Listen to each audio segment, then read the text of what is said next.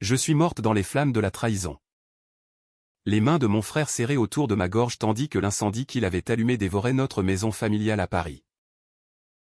Mon dernier souffle a été un cri étouffé. Empli de regrets pour avoir cru en l'amour fraternel. Pour avoir porté seul le poids de nos secrets enfouis. Quand j'ai rouvert les yeux. Ce n'était pas au paradis ni en enfer, mais dans le corps de la Sophie de 25 ans. Tremblante dans son petit appartement du Marais. 15 ans avant cette nuit fatale où je savais. Avec une certitude glaciale. Que cette seconde chance n'était pas un cadeau divin. Mais une lame aiguisée pour trancher les liens pourris de ma vie. Le choc m'a traversé comme un courant électrique. J'étais là. Devant le miroir craquelé de ma salle de bains exiguë. Ces mains que j'avais vues noircies par la fumée dans ma vie précédente agrippant le lavabo en porcelaine ébréchée. Dehors. Les klaxons des voitures sur la rue des Francs-Bourgeois me parvenaient. Familiers et pourtant si lointains. Comme un écho d'un monde que je croyais perdu à jamais.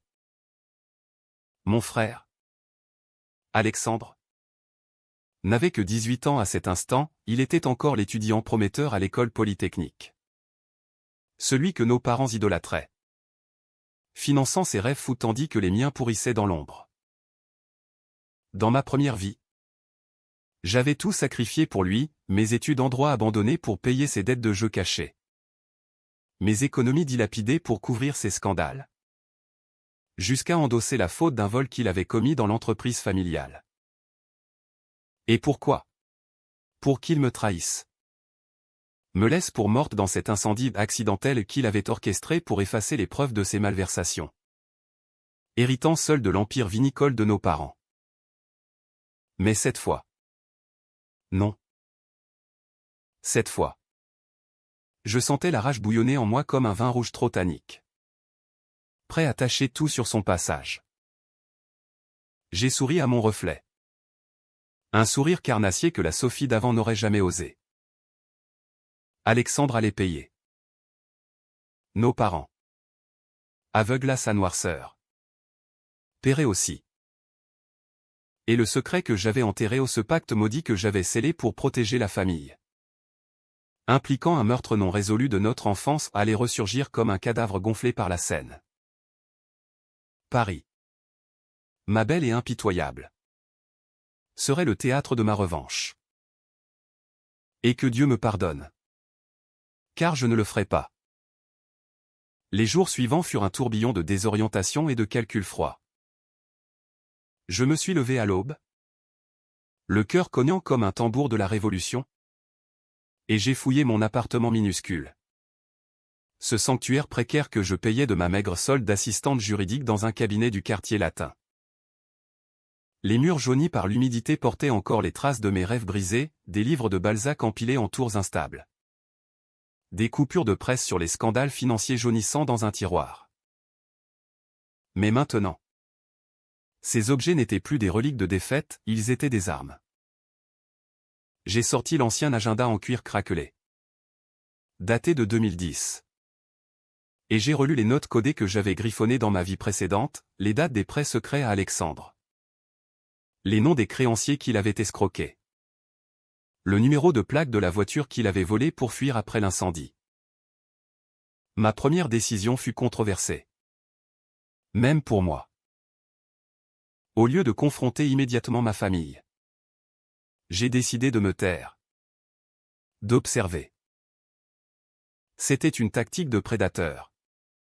Inspirée des intrigues machiavéliques de Stendhal que j'adorais autrefois pour leur ironie amère. J'ai appelé ma mère. Élise. D'une voix tremblante feignant l'innocence, celle que j'avais perfectionnée au fil des années de mensonges familiaux. Maman? Je passe ce soir pour dîner. Alexandre sera là. Sa voix. Suave et parisienne. Avec cet accent du sud-ouest qu'elle n'avait jamais perdu malgré nos années dans la capitale. Trahit une pointe d'hésitation. Bien sûr. Ma chérie. Ton frère prépare sa remise de diplôme. Il est si fier.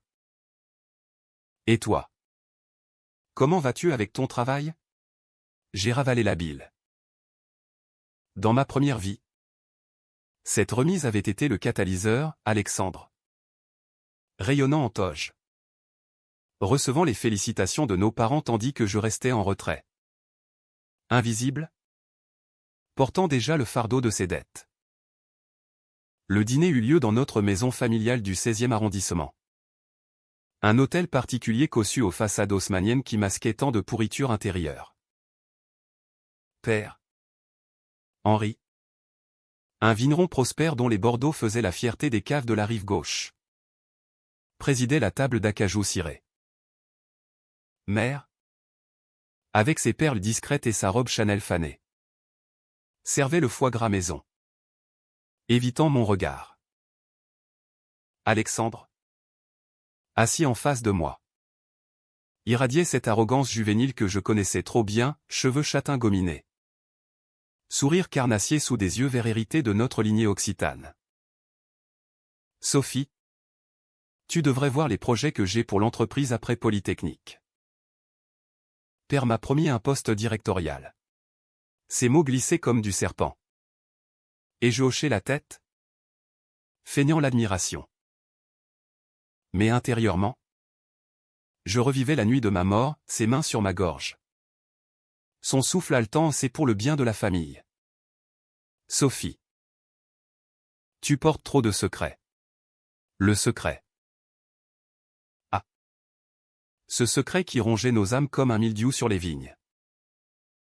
Il remontait à notre enfance. À cet été étouffant de 1995 dans la propriété de Bordeaux.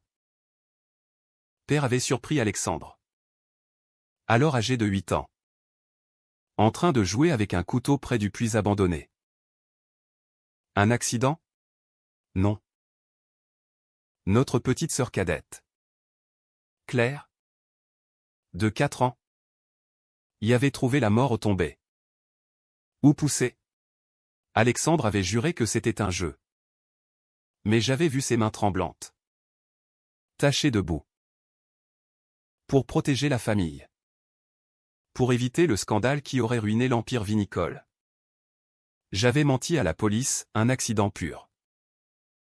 Père m'avait remercié en silence. Mère en larmes. Et Alexandre. Alexandre m'avait regardé avec une gratitude empoisonnée qui s'était muée en haine au fil des ans. J'avais porté ce fardeau seul. Devenant la gardienne des ténèbres familiales. Tandis qu'il volait librement. Ce soir-là. Alors que le Bordeaux coulait à flot. J'ai décidé de planter la première graine de discorde. Alexandre. Raconte-nous tes dettes d'étudiant. Père. Tu sais qu'il a emprunté à des usuriers. J'ai vu les lettres. Le silence tomba comme une guillotine. Mère pâlit. Père toussa dans son napkin. Alexandre rit. Nerveux. Qu'est-ce que tu inventes? Sophie? Tu es jalouse. C'est tout. Mais ses yeux trahirent la peur la même que la nuit de l'incendie. J'ai souri doucement. Non. Mon frère. Juste curieuse. Après tout. La famille partage tout. N'est-ce pas? La tension grimpa. Invisible mais palpable. Comme l'air chargé avant un orage sur la Seine. Il pensait que j'étais la même Sophie effacée. Il se trompait. Les semaines suivantes. Je tisse ma toile avec une précision chirurgicale. J'ai repris mes études en droit. Non plus pour survivre. Mais pour armer ma revanche. À la Sorbonne.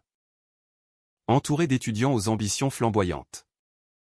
Je me suis plongé dans les codes pénaux. Les jurisprudences sur la fraude et l'homicide involontaire. Mes nuits étaient hantées par des flashs de ma mort, les flammes léchant les rideaux de velours. L'odeur âcre de la fumée mêlée à mon sang. Mais la haine me tenait éveillé. Aiguisée comme une lame de guillotine. J'ai contacté discrètement un détective privé. Un ancien flic du 36 quai des Orfèvres. Pour exhumer les dossiers jaunis sur la mort de Claire. Mademoiselle. C'est de l'histoire ancienne. Pourquoi remuer ça? J'ai répondu d'une voix glaciale, parce que la vérité n'attend pas la prescription. Entre-temps, Alexandre avançait dans sa carrière fulgurante. Nos parents. Ces marionnettistes aveugles. Le finançaient sans compter, un appartement rue de Rivoli pour ses études. Une voiture de sport pour ses réunions d'affaires. Moi? Un chèque symbolique à chaque anniversaire? Accompagné d'un sermon sur l'indépendance. La jalousie? Non. La rage d'une sœur trahie. Lors d'une visite surprise à l'entreprise. J'ai surpris Alexandre en train de falsifier des factures. Détournant des fonds pour ses vices-jeux à Deauville. Maîtresse dans les brasseries de Montparnasse. Il m'a vu. Et son visage s'est décomposé.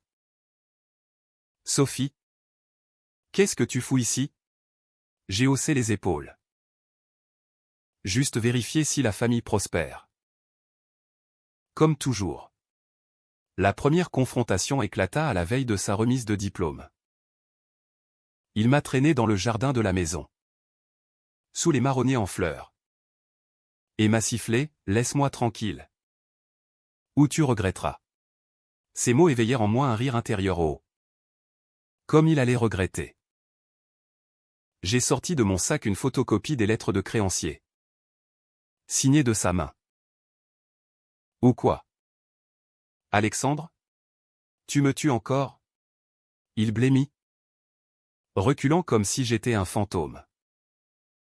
Qu'est-ce que tu racontes? J'ai approché mon visage du sien. Murmurant, je sais tout. Et bientôt. Eux aussi. Il partit sans un mot. Mais je vis la fissure, la peur. Cette belle peur qui allait le ronger. La remise de diplôme approchait. Ce théâtre de vanité où il brillerait sous les projecteurs de l'école polytechnique. Dans ma première vie, j'y étais allé seul. Applaudissant poliment tandis que mes larmes coulaient en silence. Cette fois, j'irai armé. J'ai préparé un dossier, preuve des fraudes. Extrait du dossier Claire. Et une lettre anonyme à la presse Le Monde? Bien sûr. Pour le scandale maximal. Mais une décision me tourmentait, détruire Alexandre seul. Ou impliquer nos parents dans la chute? La controverse morale me rongeait, étais-je devenu pire que lui? Non. La vengeance n'est pas justice, c'est catharsis. Et Paris, avec ses boulevards larges et ses ruelles sombres, m'offrait le décor parfait pour ce drame. Le jour de la remise fut un carnaval d'hypocrisie sous le ciel plombé de juin. L'école polytechnique. Ce bastion d'élitisme républicain aux portes de Paris. Bruissé d'uniformes bleus et de discours ronflants sur l'excellence française. Nos parents arrivèrent en limousine. Père en costume 3 pièces Savile Row. Mère parée comme pour une première à l'opéra. Alexandre. Toche flottante sur ses épaules larges. Rayonnait au centre de l'amphithéâtre.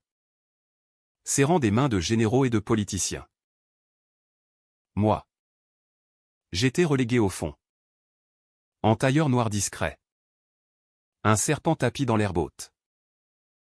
Mon cœur battait non de fierté fraternelle, mais d'anticipation le moment où le masque tomberait. Le diplôme en main. Alexandre monta sur scène. Son discours ciselé comme un vin de cru classé. À mes parents. Qui ont cru en moi plus que quiconque. À ma sœur Sophie. Qui m'a toujours soutenu dans l'ombre. Les applaudissements crépitèrent. Et je sentis la nausée monter. Soutenu? J'avais porté ses croix. Effacé ses péchés. Tandis qu'il descendait. Nos regards se croisèrent, le sien implorait. Le mien promettait l'abîme. Au banquet suivant. Dans les salons lambrissés de l'école. Je m'approchai d'eux. Un verre de champagne à la main, un Dom Pérignon volé à la cave familiale. Ironie du sort. Père. Mère.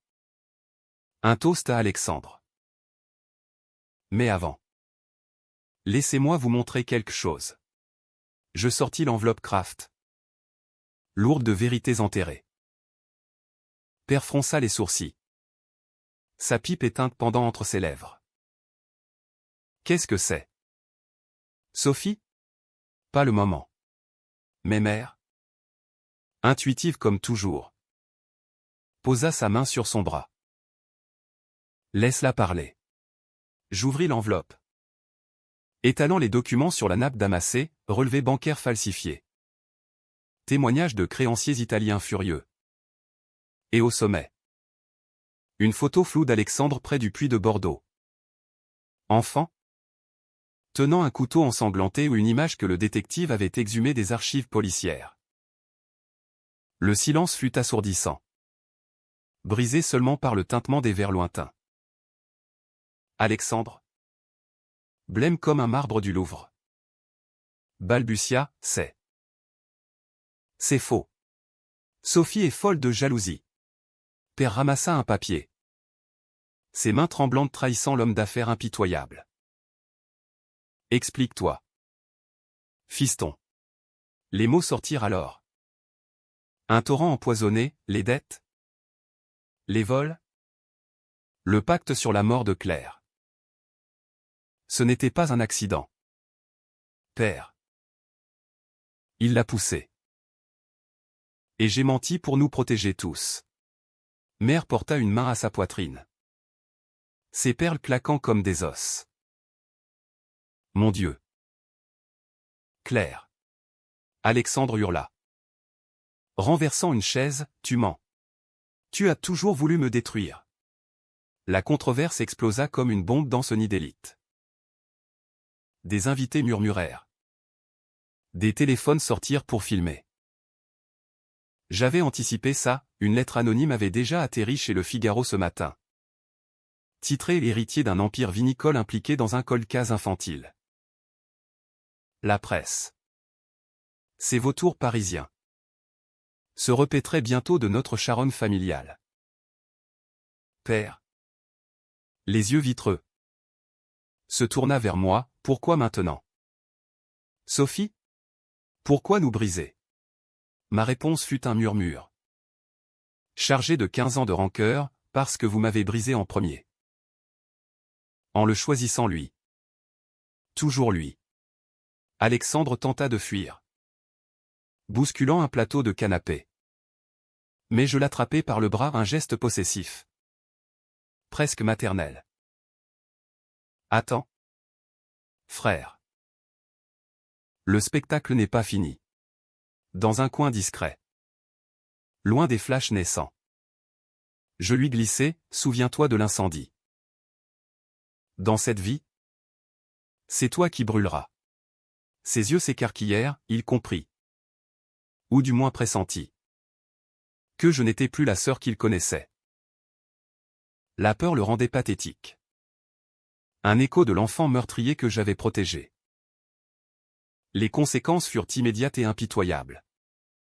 Comme un décret de la Cour de cassation. Père coupa les fonds à Alexandre sur le champ. Le renvoyant à son appartement vide. Mère s'effondra en sanglots. Me maudissant d'avoir détruit la famille. Mais moi. Je sentais une liberté nouvelle. Âpre comme l'air d'automne sur le Pont-Neuf. J'ai quitté la cérémonie seul. Marchant le long de la Seine où les lumières dansaient sur l'eau noire. Était-ce de la vengeance pure? Ou une quête de justice tardive? Les deux?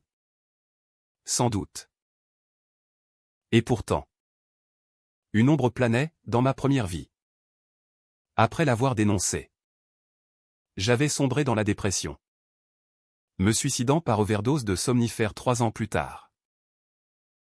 Cette fois. Je ne me laisserai pas consumer. De retour dans mon appartement. Je planifiais la suite. Alexandre n'était pas seul dans ces ténèbres, il avait des complices. Une amante? Une banquière corrompue nommée Isabelle, qui blanchissait ses gains illicites via des comptes offshore à Monaco. Je l'avais connue dans ma vie précédente, lors d'un gala au Ritz où elle riait à ses blagues grasses. Maintenant, je l'approcherai. Non comme rivale, mais comme allié factice. Une décision controversée, séduire l'ennemi pour mieux la briser.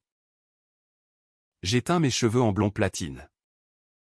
Adopté une garde-robe plus osée aux robes crayon et escarpins Louboutin d'occasion. Et envoyé un message LinkedIn, Sophie Moreau. Avocate en herbe. Intéressée par une collaboration sur des affaires vinicoles. Notre première rencontre eut lieu dans un café du quartier Saint-Germain, où l'intelligentsia sirote son expresso en disséquant Sartre. Isabelle était une beauté froide. Quarantaine affirmée. Avec des lèvres carmin et un tailleur pantalon qui hurlait le pouvoir. Votre frère m'a parlé de vous.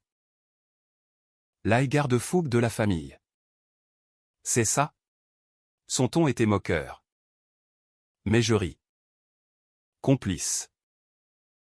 Plutôt la conscience. Et vous? La muse de ses ambitions. Nous parlâmes affaires. Vin. Et sous-entendu. Elle mordit à l'hameçon, m'invitant à une soirée privée chez Alexandre. Là, dans l'appartement luxueux financé par nos parents. Je vis la toile d'araignée, documents falsifiés empilés. Un ordinateur ouvert sur des transferts suspects. Alexandre, ivre de cognac, me toisa, qu'est-ce que tu veux encore? Je haussai les épaules. Juste passer du temps. Comme avant. Cette nuit-là. Alors qu'Isabelle et lui s'enfermaient dans la chambre. Je piratais son ordinateur, un truc appris dans mes nuits solitaires de la première vie. Via des tutoriels sombres du dark web. Les fichiers révélèrent tout, pas seulement des fraudes, mais un lien avec un réseau de contrefaçon de vin, impliquant des mafieux corses. Et pire, une assurance vie sur ma tête, souscrite en secret. Pour accident. Mon sang se glaça. Il planifiait déjà ma fin. Même dans cette timeline altérée. La rage me submergea. Et dans un élan impulsif controversé. Destructeur. Je supprimais des fichiers clés, laissant des traces numériques pointant vers Isabelle. Le lendemain. Alexandre paniqua. M'appelant furieux, que as-tu fait? Salope? Je répondis calmement, rien que tu n'aurais pas fait. La fissure s'élargissait, bientôt. Elle engloutirait tout. Paris en été est une fournaise de secrets. Où les terrasses bondées murmurent des intrigues sous le soleil implacable. Ma revanche s'accélérait. Un ballet macabre chorégraphié avec la précision d'un opéra de Bizet. Isabelle, soupçonnant la trahison, rompit avec Alexandre dans un éclat de vaisselle brisée que j'entendis par téléphone. J'avais installé un mouchard sur son portable. Un péché technologique que la loi française condamnerait sévèrement. Tu es parano. Alex. Tes fichiers. Quelqu'un a fouillé. Il hurla des accusations. Mais elle raccrocha. Me contactant aussitôt, Sophie. On doit parler. Ton frère est un monstre. Nous nous rencontrâmes au Louvre. Parmi les foules anonymes admirant la joconde ironie. Ce sourire énigmatique face à nos mensonges. Isabelle? Défaite? Avoua tout, les blanchiments. Les nuits de débauche. Et pire, son rôle passif dans le plan d'Alexandre pour m'éliminer. Il disait que tu étais un boulet. Que tu savais trop sur Claire. Ses yeux, rougis par les larmes, cherchaient le pardon. Ma décision fut controversée, au lieu de la dénoncer. Je l'enrôlai. Aidez-moi à le couler. Et je vous protège. Sinon. Le chantage était amer. mais efficace. Elle hocha la tête. Brisée. De mon côté. Je creusais le passé familial avec une obsession qui frisait la folie. Le détective. Un certain Duval avec sa moustache jaunée par le Gauloise. M'apporta le dossier complet sur Claire, autopsie confirmant des ecchymoses suspectes au cou. Témoignages de vignerons locaux évoquant les crises de rage d'Alexandre enfant. Père avait étouffé l'enquête via des pots de vin à des juges bordelais, un secret que je n'avais soupçonné qu'après ma mort. Armé de ça, j'organisais une confrontation familiale explosive. Dans la salle à manger haussmannienne. Sous le lustre en cristal qui avait vu tant de mensonges. Ils doivent savoir. Tous. Père arriva le premier.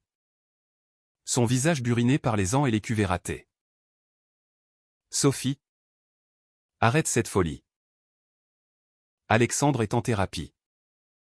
Grâce à toi. Thérapie payée par mes économies. Pensais-je. Mère suivie. Pâle comme un voile de deuil. Alexandre. Traîné de force. Entra en trombe, c'est un guet-apens. Je projetai les documents sur l'écran de la télé, un PowerPoint impitoyable. Digne d'un procureur à la conciergerie. Voici la vérité sur Claire. Et sur tes crimes. Alexandre. Le chaos régna. Père s'effondra dans son fauteuil. Murmurant, j'ai su. J'ai toujours su. Mère hurla. Griffant le visage d'Alexandre, meurtrier. Mon bébé. Lui. Acculé. Cracha, c'était un accident. Et toi? Sophie. Tu as menti autant que moi. Vrai. J'avais choisi le silence. Par amour familial, cet amour toxique qui nous liait comme des chaînes rouillées. La police fut appelée, non par moi, mais par les voisins alertés par les cris. Alexandre fut emmené menotté. Son empire de carton s'effondrant en direct sur les chaînes d'infos en continu. Mais la revanche avait un prix. La presse me traqua, la sœur vengeresse ou la menteuse, titre à Libération. Me dépeignant comme une harpie ambitieuse. Père me déshérita publiquement. Un acte qui blessa plus que je n'admettrais. Mère sombra dans une clinique de Neuilly. Soignée pour dépression. Seule Isabelle resta. Une alliée précaire dans ce naufrage. Ensemble. Nous témoignâmes contre Alexandre au procès préliminaire. Dans les couloirs froids du palais de justice. Ses avocats. Des requins en robe noire. Tentèrent de me discréditer, mademoiselle Moreau. N'avez-vous pas fabriqué des preuves par jalousie? Je tins bon. Les yeux dans les leurs, non. Par justice. Pourtant. Des nuits. La culpabilité me rongeait. Étais-je une justicière ou une parricide? Paris. Avec ses lumières mélancoliques, semblait me juger depuis les balcons ornés. Je marchais le long des Champs-Élysées. Évitant les regards. Me rappelant ma mort, les flammes. La trahison. Non. Je ne regrettais rien. Sauf peut-être Claire. Cette petite ombre que je n'avais pas sauvée à temps. Alexandre. En détention provisoire à Fresnes. M'écrivit une lettre suppliante, Sophie. Aide-moi. C'est toi et moi contre le monde. Je la brûlais dans l'évier. Les flammes dansant comme un écho moqueur. La haute trahison, sa haute trahison n'était pas finie. Le procès approchait. Et j'avais une carte cachée, un témoin surprise. Un ancien amant d'Isabelle qui détenait des enregistrements audio d'Alexandre confessant le meurtre de Claire. Controversé? Immoral? Oui. Nécessaire? Absolument. Le procès fut un cirque médiatique. Un opéra tragique mis en scène dans la salle des assises de la Seine. Où les échos des grandes affaires françaises Dreyfus. Outreau hantait encore les murs. Alexandre, amaigri en costume gris, fixait le vide tandis que le procureur déroulait l'accusation, fraude aggravée. Complicité d'homicide involontaire. Tentative d'assurance frauduleuse. Moi. Cité comme témoin clé. Monté à la barre en tailleur marine. Le cœur serré comme un corset du XIXe siècle. Madame Moreau. Relatez les faits entourant la mort de votre sœur Claire. Ma voix ne trembla pas, les flashs des photographes crépitaient comme des coups de feu à la Bastille. Je parlais. Déversant les poisons accumulés, le couteau ensanglanté. Le mensonge familial. Les dettes qui m'avaient étouffé. Le jury. Des Parisiens ordinaires au visage las. Nota chaque mot. Père. Au fond de la salle. Tête baissée. Refusait de croiser mon regard. Mère n'était pas venue, son absence était une lame plus aiguisée que n'importe quel verdict. Alexandre. Quand son tour vint. Pleura des larmes crocodiles. Digne d'un Racine. Sophie m'a piégé. Elle est notre famille depuis toujours. Ses avocats agitèrent des rapports psychiatriques. Le dépeignant comme un produit de pression familiale. Mais le twist que j'avais ourdi surgit alors, l'audio. Joué en open cour. Où sa voix rauque confessait, Claire? Un accident bête. Elle criait trop. Le couteau a glissé. La salle explosa en murmures. Le juge frappa du marteau. Mais le mal était fait. Isabelle, témoin suivante, confirma les fraudes financières. Sa voix chevrotante trahissant sa peur. Il m'a forcé. Pour l'amour. Ou la peur. Controversé, j'avais payé ce témoin pour sa loyauté. Un pot de vin minime en cash. Enfreignant moi-même les lois que j'avais juré de défendre. La morale française. Cette hypocrisie élégante. Me condamnait en silence. Pourtant. Quand le verdict tomba 20 ans ferme. Sans remise de peine. Une vague de triomphe me submergea. Amer comme un café noir sans sucre. Dehors. Sous la pluie fine d'automne. La presse m'assaillit, victoire ou vengeance? Je répondis d'un haussement d'épaule, justice. Enfin.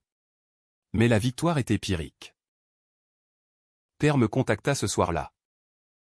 Sa voix brisée au téléphone, tu as gagné. Sophie.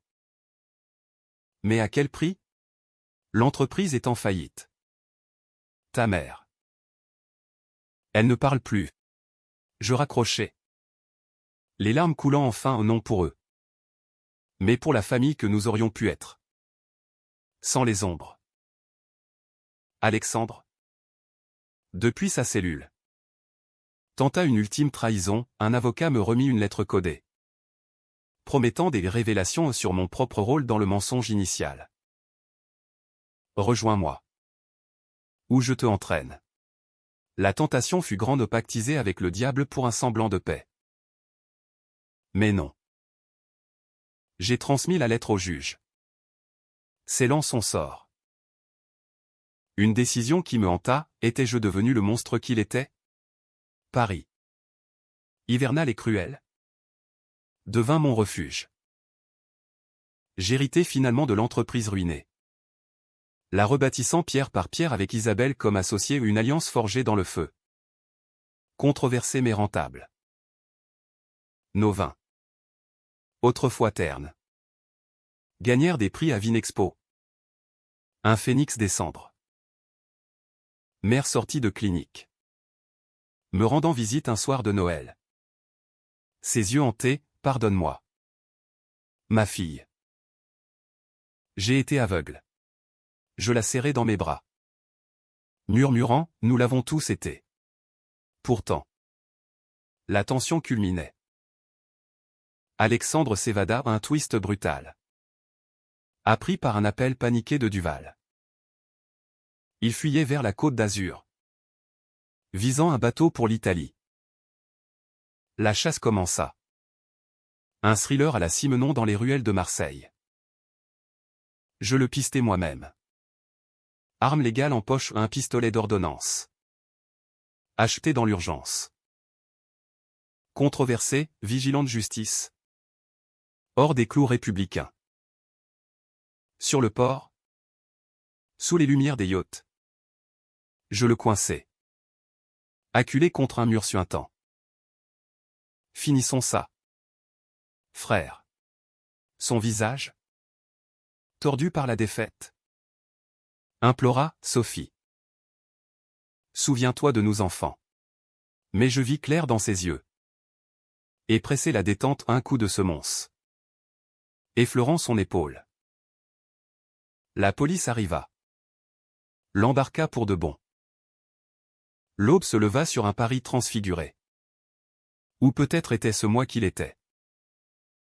Alexandre, reconduit en cellule, fut condamné à perpétuité après l'évasion à un verdict impitoyable. Teinté de l'ombre du meurtre prémédité qu'il avait planifié contre moi. Le twist final vint dans sa cellule, un suicide. Pendu avec ses draps. Laissant une note, Sophie. Tu as gagné. Mais le secret nous a tous tués. Était-ce vrai? Ou une ultime manipulation? L'autopsie révéla des traces de drogue, peut-être avait-il choisi sa fin. Comme je l'avais choisi dans ma première vie. La famille se reforma. Fracturée mais vivante. Père. Brisé. Me céda l'entreprise pleinement. Mourant un an plus tard d'un infarctus, un cœur usé par les vignes et les vices. Mère et moi. Nous réconciliâmes autour d'un verre de notre nouveau cru. Un Bordeaux corsé nommé Renaissance. Isabelle devint plus qu'une associée, une amie. Peut-être amante. Dans les nuits solitaires du Marais. Controversée, aimée au sein du chaos. Défier les normes bourgeoises françaises. Mais Paris tolère les excentricités. Tant qu'elles sont élégantes. Quant à moi. La Sophie renaissante. Je devins avocate des causes perdues aux cold cases familiaux. Trahisons enfouies. Mon bureau. Surplombant la scène. Regorgeait de dossiers comme le mien. La vengeance m'avait libéré. Mais aussi marqué, des cauchemars où les flammes me léchaient encore. Où Claire tendait une main enfantine. Étais-je heureuse? Pas tout à fait. La fin était douce amère. Un mélange de triomphe et de deuil. Comme un absinthe bien dosé. Un soir d'été. Sur le pont des Arts. Je jetai l'alliance familiale, un anneau d'or terni dans l'eau trouble. Adieu. Fantôme. Le soleil couchant peignit la ville en or. Et pour la première fois, je respirais librement. La trahison m'avait tué, la revanche m'avait ressuscité. Et dans cette seconde vie, je choisis la lumière. Impitoyable mais vrai.